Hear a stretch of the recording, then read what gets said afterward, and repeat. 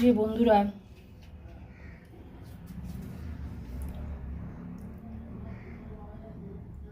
সোয়া sauce, tomato sauce, chilli sauce তিনটেই দিলাম। কি হবে বুঝতে পারছো কি?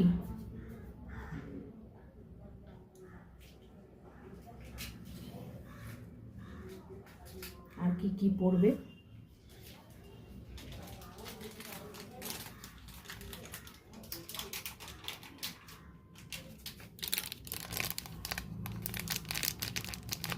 গোলমরিচের গুঁড়ো,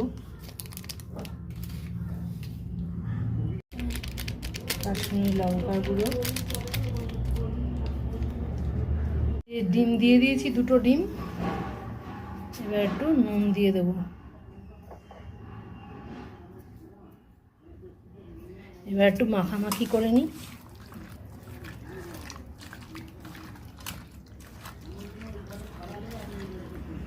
মাখিয়ে রেখেছি, এবার একটু থাকুক, এরপরে কি দেবো না দেবো দেখতে পাবে। এবার এরপরে দেবোটা কি, এরপরে দিলে এই অ্যারারুট দেবো, অ্যারারুট দিয়ে এবার তেলে ভাজবো। টাটা। একটা জিনিস বাদ চলে গেছে, তাই ভাবছিলাম তোমাদের সঙ্গে একটু শেয়ার করি।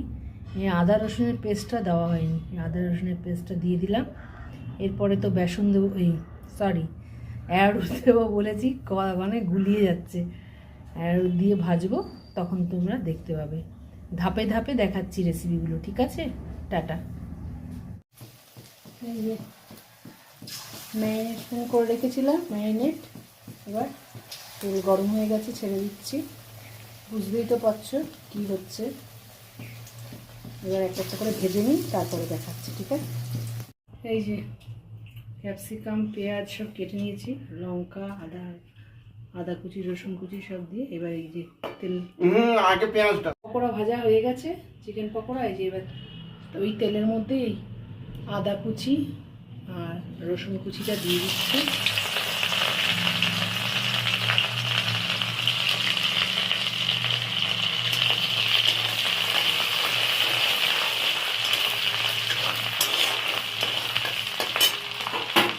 এই যে পেঁয়াজ কুচিটা আছে, এটাও দিয়ে দিচ্ছি। এই যে লঙ্কা কুচিটাও দিয়ে দিলাম। এবার দিয়ে দেবো ক্যাপসিকাম আর দিয়ে দেবো সামান্য একটু নুন দিয়ে দিয়েছি। এই যে এর মধ্যে ভাজাভাজি করে নিই। আর এর মধ্যে সব দেওয়া আছে, soya sauce, tomato sauce, chilli sauce দেওয়া রয়েছে, এখানে সামান্য মিষ্টিও দেওয়া আছে, তার মধ্যে একটু নুনও দেওয়া আছে। এটা একটু ভাজাভাজি না করে ওটা দিতে পারবো না। আর এর মধ্যে অ্যারারুটও দেওয়া আছে কিন্তু বন্ধুরা, একবারে আমি গুলিয়ে রেখেছি, তাহলে আমার দিতে সুবিধা হয়। একটু ভাজাভাজি করে নিই, তারপরে দেখাচ্ছি। এটা দিয়ে দেবো জুস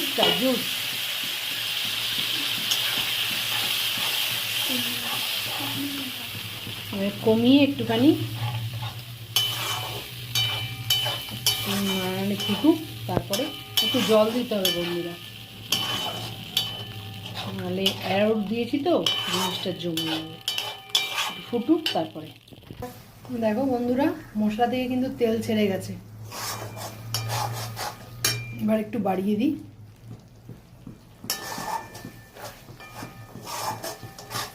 এবার জল দিয়ে দেবো।